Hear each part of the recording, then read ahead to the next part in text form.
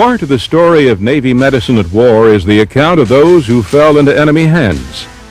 Most would suffer years of brutal captivity, forced labor, starvation, and boredom. Those who survived would never forget their days as prisoners of war. Ferdinand Burley joined the Navy fresh out of college in 1934 during the height of the Great Depression. Yet his true ambition was to become a Navy doctor. In 1937, the year he graduated from medical school, the Navy had only 20 openings for new physicians. But young Dr. Burley took the examination and secured one of them. After a surgical internship at the San Diego Naval Hospital, he volunteered for duty with the Asiatic Fleet. In 1938, he had the chance to see the Orient up close and witness Japanese aggression firsthand. So from China, you went to the Philippines. Yes, I wound up at the Navy Yard, Cavite, the last place in the world that I ever want to select, but that's where I wound up, at the Navy Yard, Cavite. And your duties there were? Duties there, just strictly examinations, physical examinations for employees, and not too much in the way of Navy personnel to take care of, because they had Kanakawa Hospital across the way. We did have a Marine anti-aircraft battery that had been set up at a place called Binakayan, and I think Ernie Irvin was the corpsman there. And once a week I would drive out there in a station wagon we had and make sick call.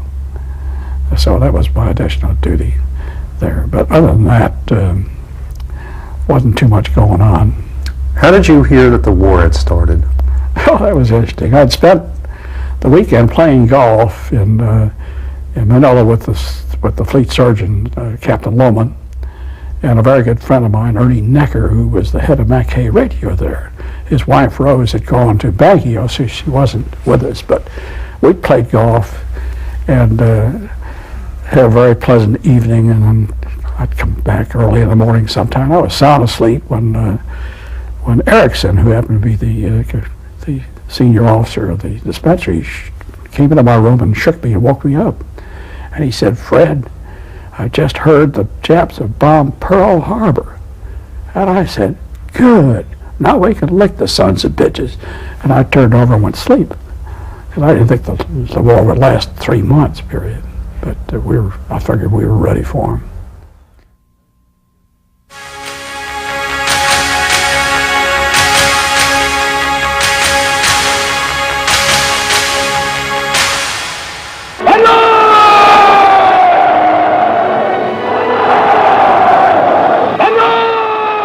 In April 1942, Bataan fell. Those lucky enough to escape the infamous Death March fled to the island fortress of Corregidor in Manila Bay. There they would make their last stand. Pharmacist's mate Ernest Irvin was attached to Sea Battery, a Marine anti-aircraft unit. The folks over on Corregidor started lobbing some 12-inch mortar shells at the Japanese as the Japanese got closer to where your positions were. Do you remember what that was like? Well, yeah, that was back in January 23rd, I think.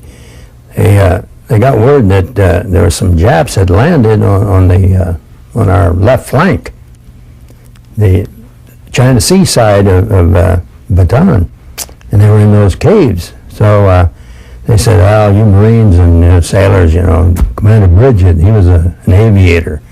He was assigned as the battalion commander."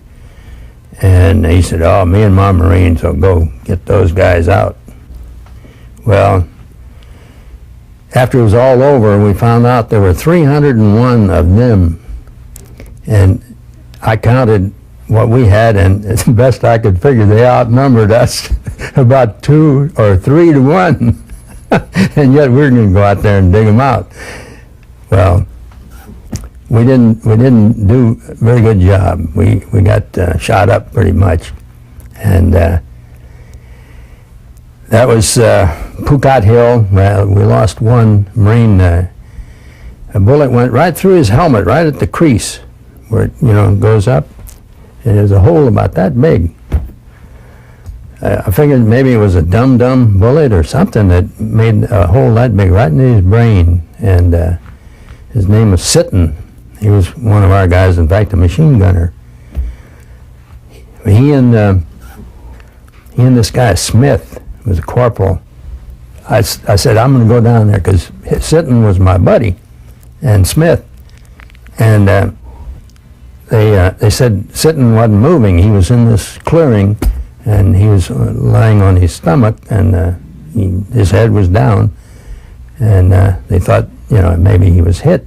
So I said, I'm going to go. And the lieutenant said, no, Doc, he said, there's only one of you. We have to, we'll need you later. So you stay up here. So they started down, and he took 10 men with him, and they started down, and they'd stay, 10 paces apart. So if the machine gunners took off, why, they wouldn't get them all in one spraying. So by the time the last man started down, the lieutenant was out of sight down this hill, Pukat Hill. So I said, hell, I'd just go too. So I started down. I got about halfway down. They started yelling for me. So I came running down like a little carabao, making all that noise. One, I didn't scare everybody.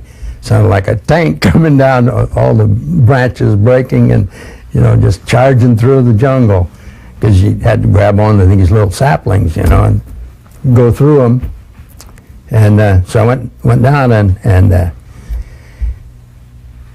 they said, well, Doc, there he is, So, okay, so I belly crawled up to him, and I told him, I said, hey, give me a little support here. I said, do a little shooting, keep their heads down while I'm up here.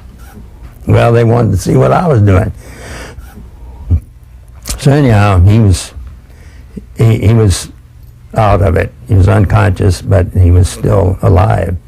And so I started putting a bandage on him, and all the time I was doing that, he kept pulling on the firing pin and letting it go. Pull it and let it go. He still wanted to fight, but he never made it. I carried him out, and they gave me the Silver Star for that medal. There was a lot of activity going on. How did you get from Bataan over to Corregidor?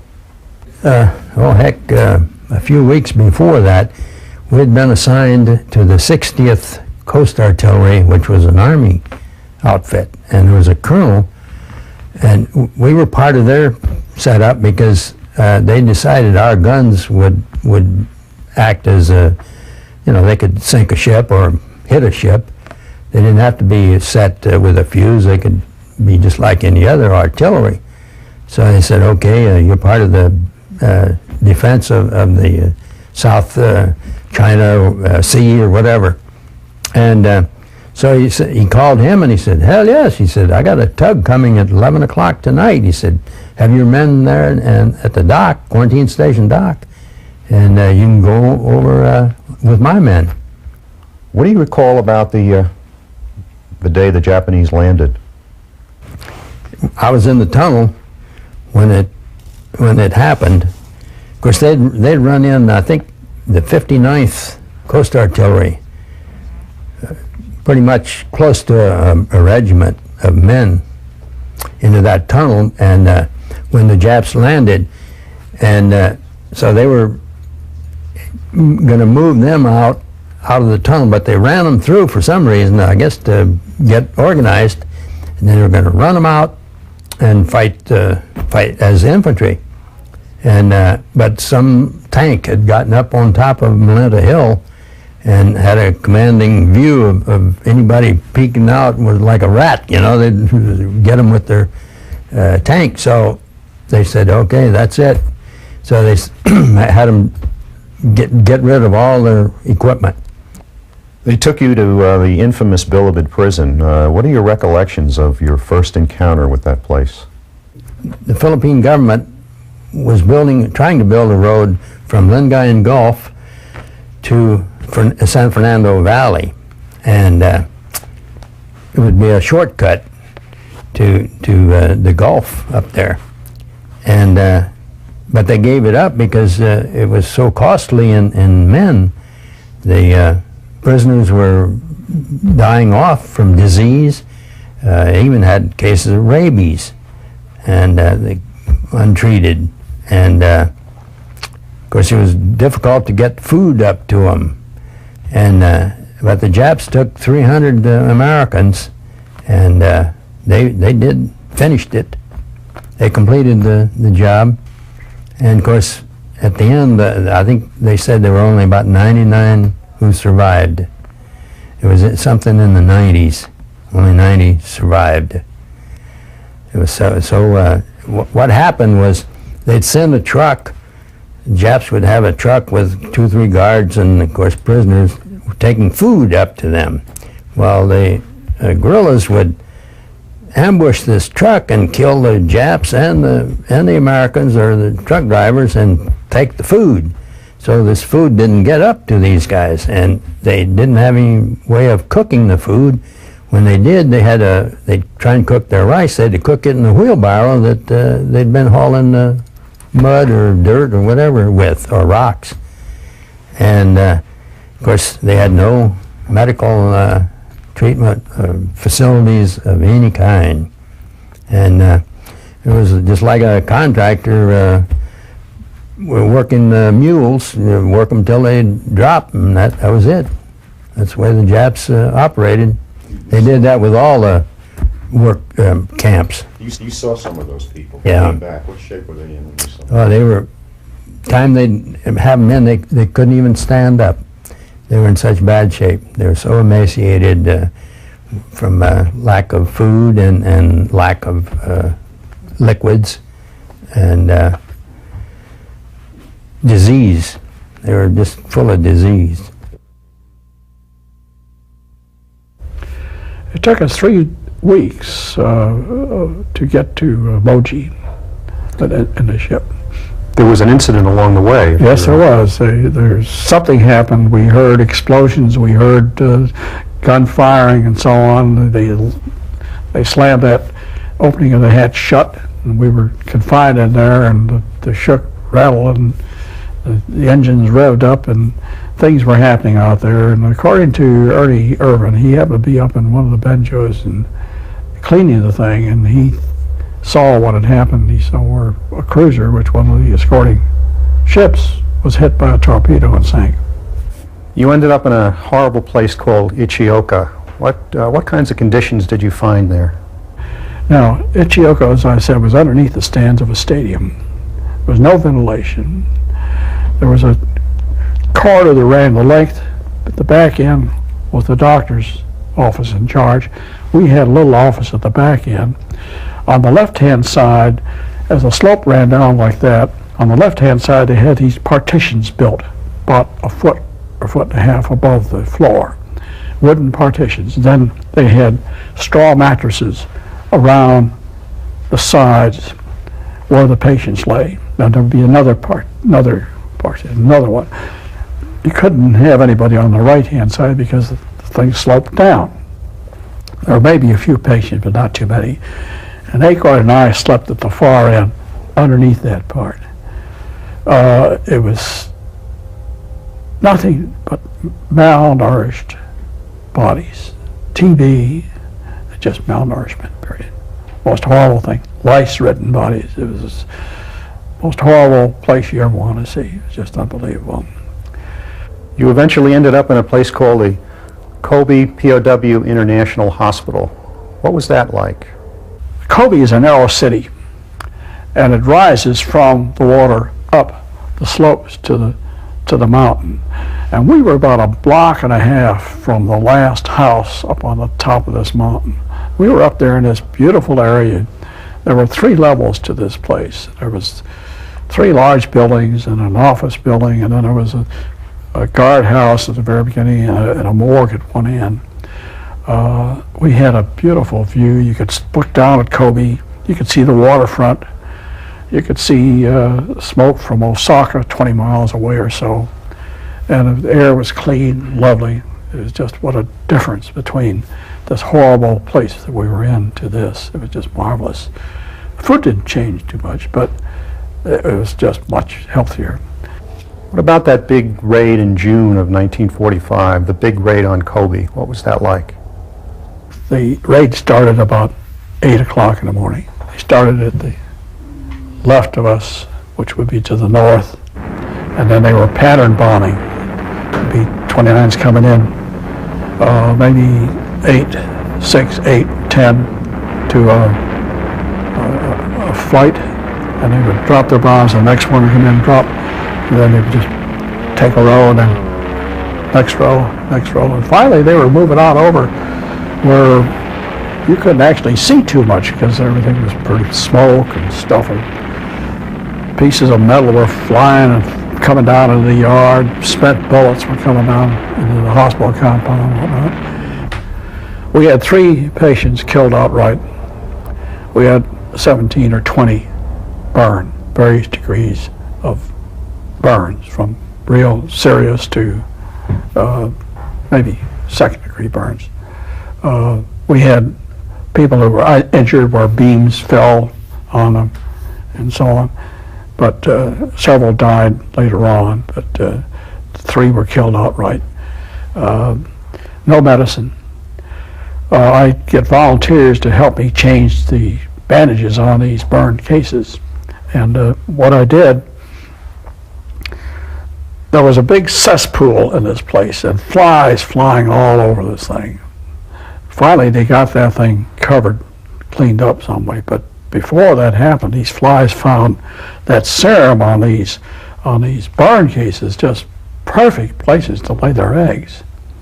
Consequently, when you took the dressings off, the flesh was just covered with maggots, just covered with maggots. And what a horrible sight to see. It's just some of these wounds covered with maggots. But when you got the maggots off, the flesh was beautifully clean, not infected. No, those maggots did a job better than any surgeon could do. So that's what we did. Every 3rd day, we changed the dressings, get rid of the maggots, take the dressings, soak them in water, and then hang them up to dry in the sun and put whatever new dressings we had. And as I showed you a while ago, I got a letter back from one of the boys in which he just explained how his wounds had recovered so you could hardly see the scars. Could you please describe your trip to Tokyo? We just walked out of the camp and went on down to, took the electric on down to the train station in Kobe. The trains were still running, they were all electric, and got on and got up on the platform. We bought tickets with our money to Tokyo. The cashier didn't know what we were talking about. We said, we're going to go to Tokyo. So she gave us some tickets and took our money. We went up on the station. Well, one train would come in after another, and we didn't know what to do. And kids would come up to us and they'd say, baseball, baseball, baseball. Very friendly. And finally, we'd say, this train, Tokyo? Oh, yeah, no. So we'd ask, is this train going to go to Tokyo? We didn't know how to get there. Finally, a very nice gentleman had a briefcase with him.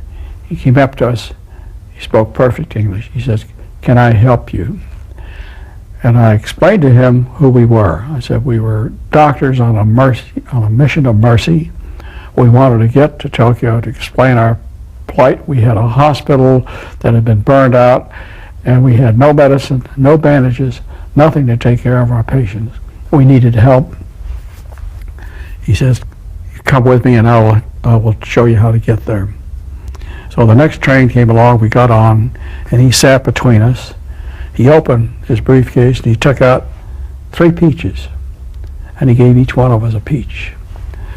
And he said how glad he was that the war was over, period, and we could be friends again. As we came around the bend, as you ride that train from Kyoto or Kobe or whatever to Yokohama, at one part along that course, you come right along the sea, and you can look out there and see the ocean. And there was the fleet standing out there. And it was just a wonderful sight to see. We get to Tokyo and we get off. And I'd been to Tokyo before the war started on our way all the way to the Far East. So the only place I could think of was the Imperial Hotel.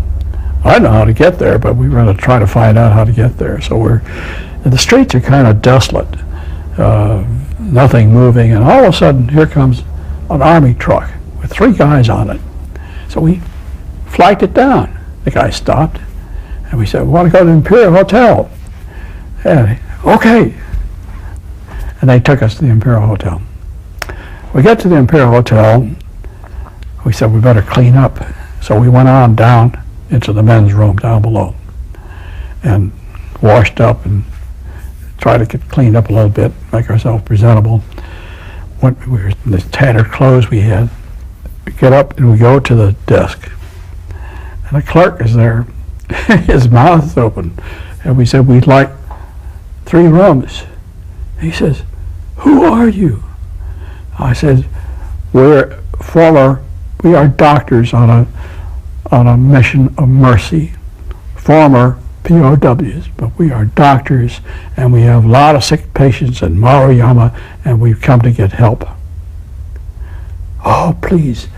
And he motioned up to the mezzanine above. He said, "Please have a seat up there. Wait." So we went up there. First thing that comes along is an Army major.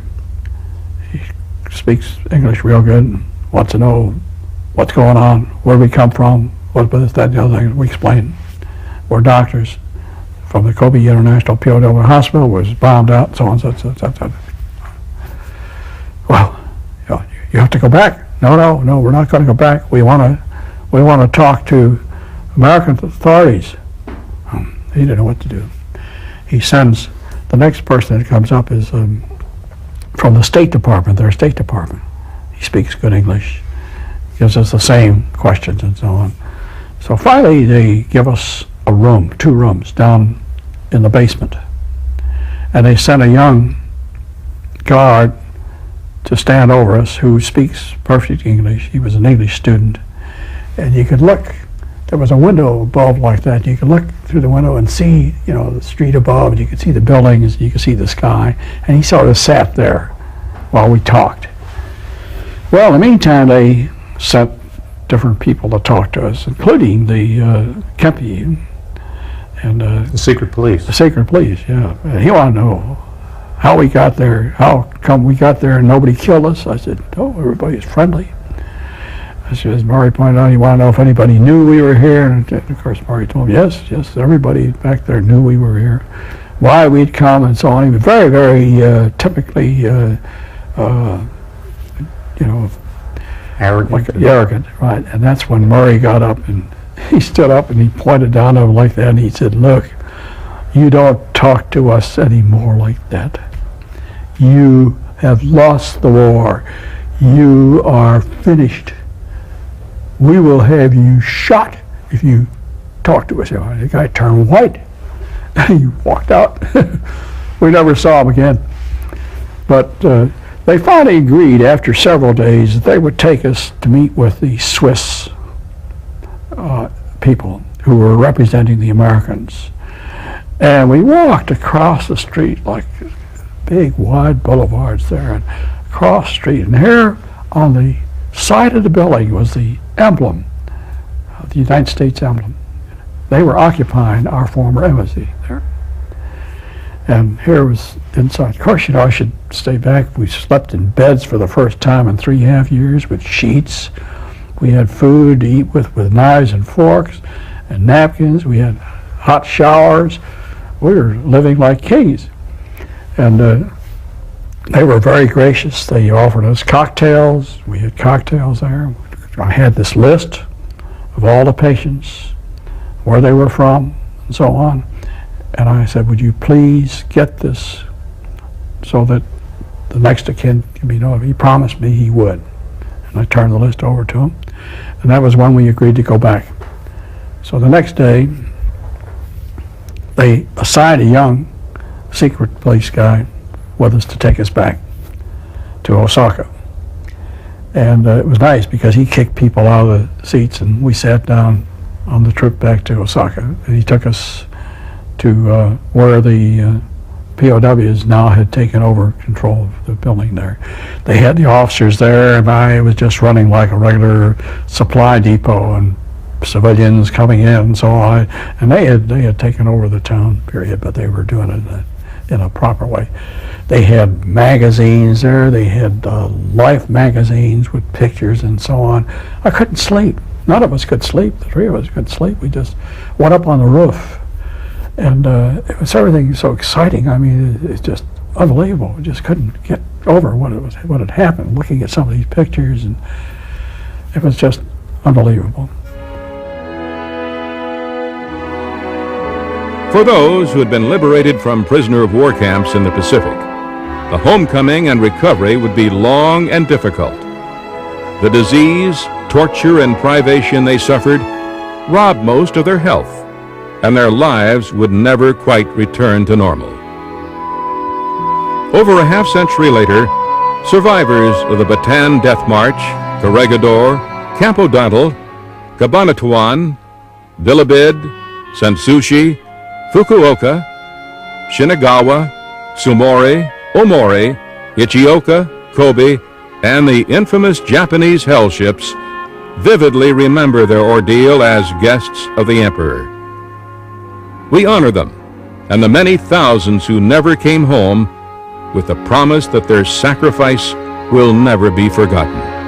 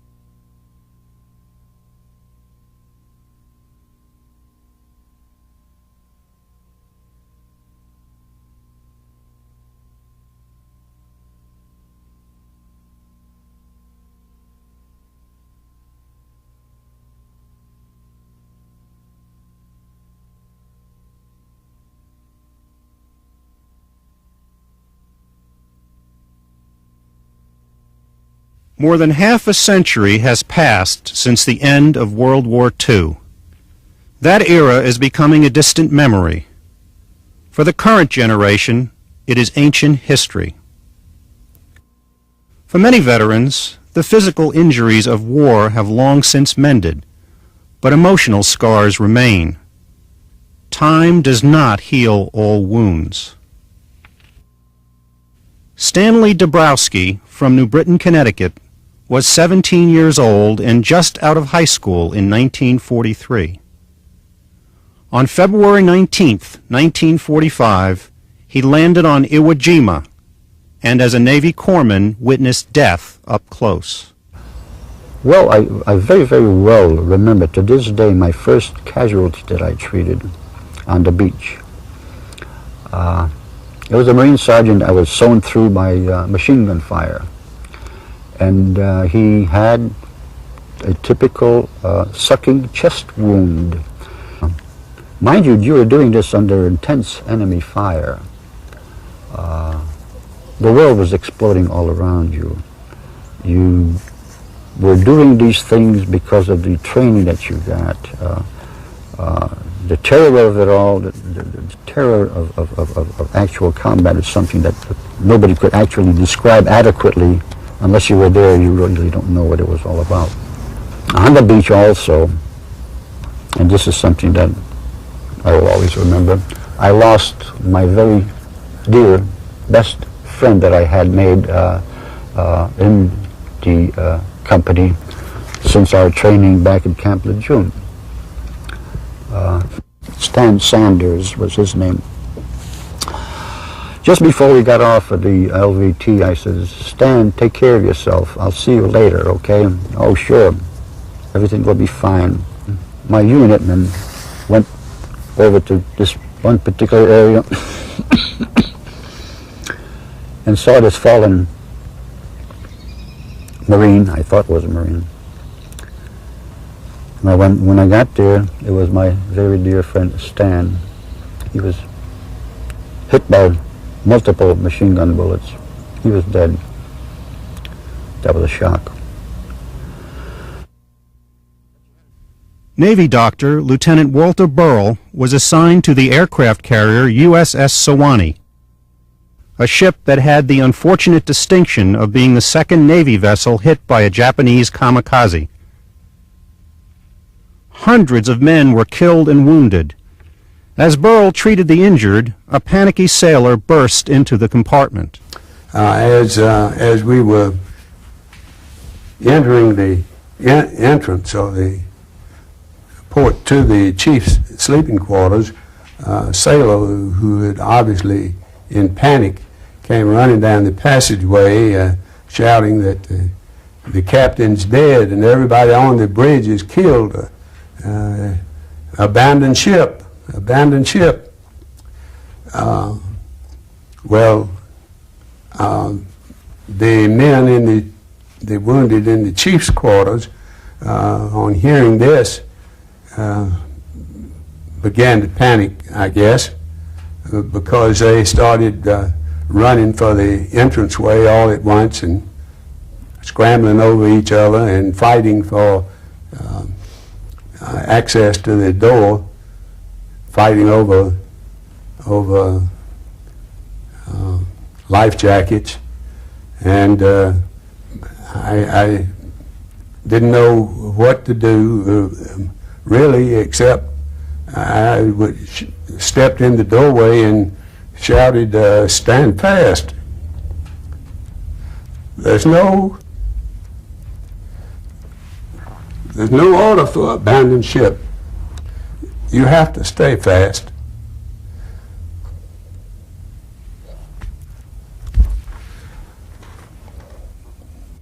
After treating the initial wave of casualties, Dr. Burrell searched the ship for additional victims.